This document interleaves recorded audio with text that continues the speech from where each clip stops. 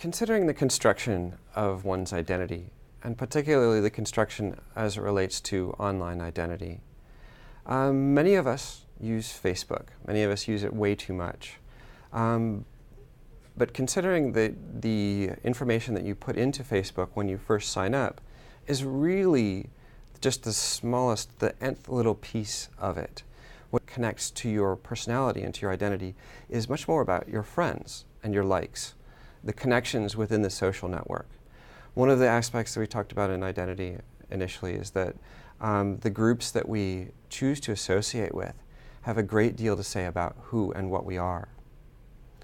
This crosses over into virtual worlds as well, and in particular into something like Second Life, which is really very specifically focused. I mean, it's very much a social environment. So when you create a character, when you create an avatar in Second Life, you have a certain range of choice. You can generally choose your first name, unless it's terribly common. And after that, it gives you a list of available last names. So you don't have complete control. It's almost like being born in that sense, in that you have, as soon as you sort of wake up and become conscious and aware, you have control over what it is that you become. But initially, you're sort of thrust into this space. And again, Second Life then is about like the groups that you meet, the groups that you hang out with, and the people that you work with. Similarly, after you've entered into the environment, you can have a lot of control over the way that you look, the structure of your avatar. And some people change avatars like you or I would change a shirt. One day they'll be a robot, the next day they'll be a dragon, the next day they'll be a woman, the next day they'll be a man. And they really aren't paying attention to it. It's not really so much a reflection of who they are, but what they feel like. Maybe it's an emotional read of some sort. And then there are other people like myself who, once we've decided on what our avatar looks like, that's the way that we stay. And it doesn't change very much.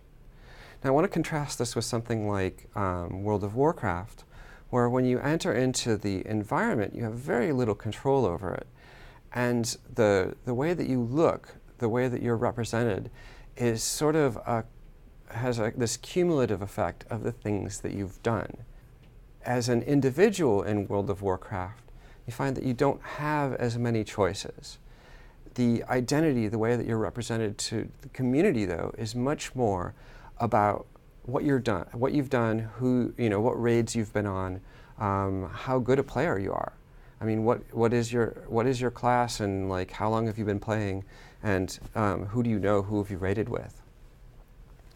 There's something really interesting about having this ability to influence a game, to change the way that the player that you're representing is, and it definitely helps us connect in more seriously with anything that we're doing, any sort of game that we're playing, particularly in online.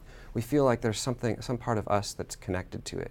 I want to sort of finish up with a look at another piece by John Raffman, who did an intervention into Second Life, where he became the KoolAid Man.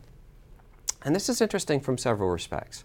First of all, he's taken on the identity of a corporate icon, but he takes it into a space, into a social space, and he tries to create these sort of real-life experiences. So he will go to an art opening, or he'll go to a club, or he'll go to a party, and basically experience existence as the KoolAid Man.